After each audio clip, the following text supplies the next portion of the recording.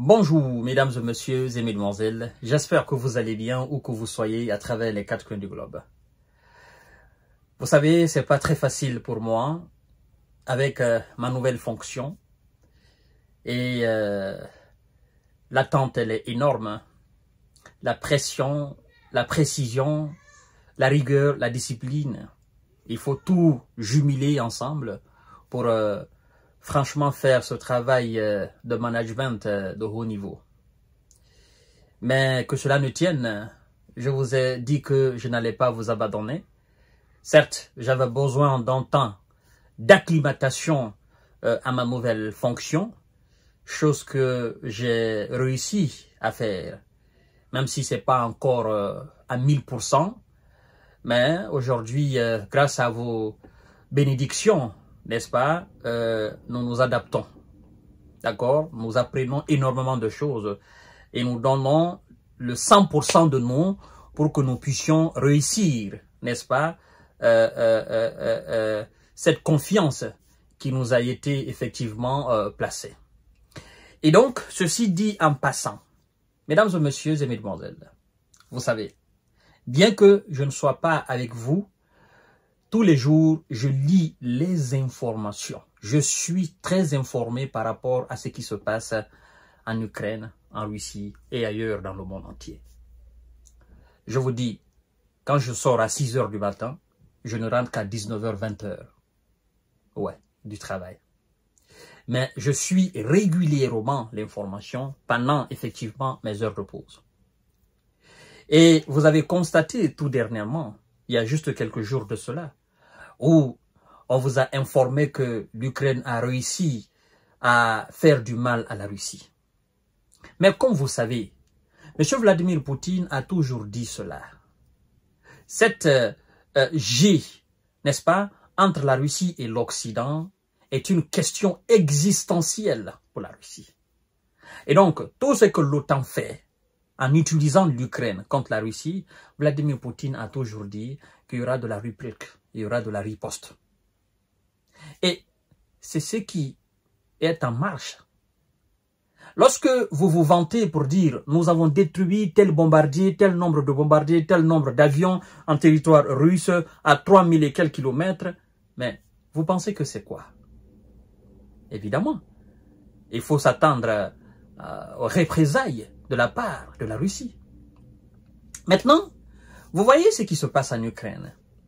Hier vendredi et aujourd'hui samedi. Ça ne s'arrête pas.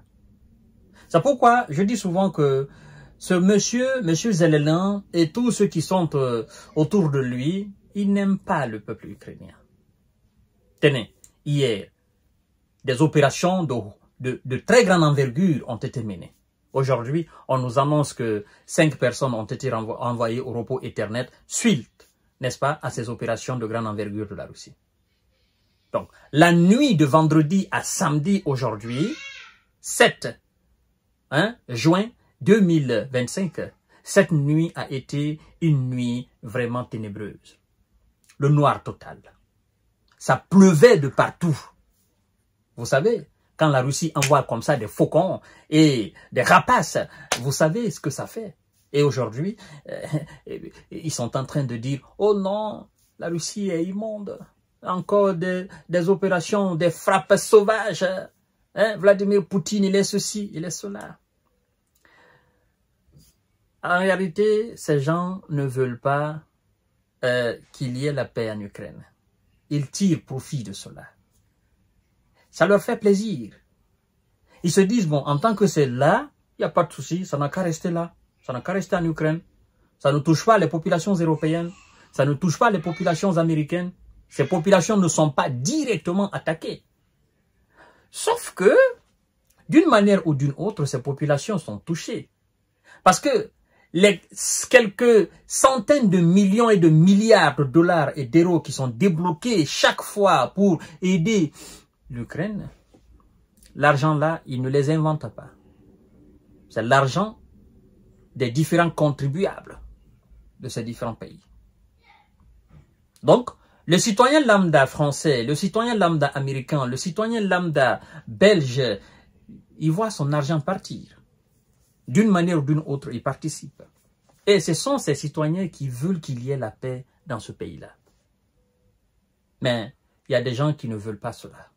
Et ce sont eux qui se cachent derrière l'Ukraine pour affaiblir la Russie. Mais sauf que, depuis 2021, 2022, 2023, 2024 et maintenant 2025, c'est le même son de cloche.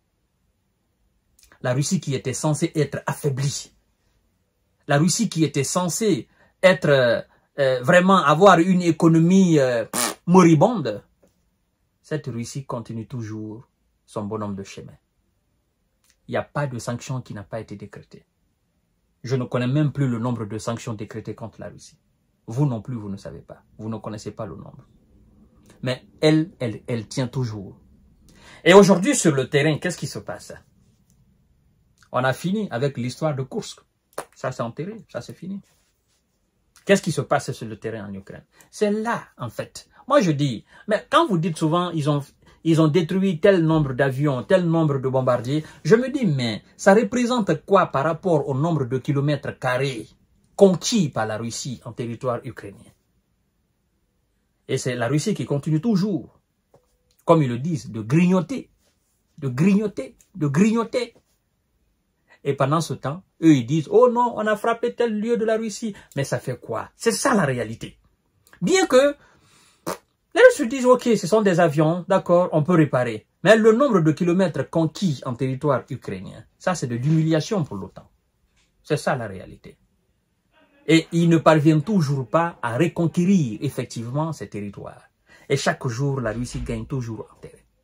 Mesdames et messieurs et mesdames, aujourd'hui, ça pleure encore en Ukraine. Ils ne veulent pas entendre. Donald Trump, vous voyez ce qu'il a dit? Il a dit carrément que l'Ukraine donne encore une raison valable à la Russie de continuer ses opérations. Mais, vrai ou faux? C'est une réalité. Mesdames et messieurs et mesdemoiselles, je vous reviens très bientôt pour effectivement vous parler de cette situation. Mais quoi qu'on dise, quoi qu'on fasse, restez connectés. Je serai toujours avec vous. Voilà. Je vais toujours m'arranger à trouver un petit temps, vous faire le résumé de la situation russo-occidentale, mais aussi ailleurs dans le monde entier. Je vous aime. On reste ensemble.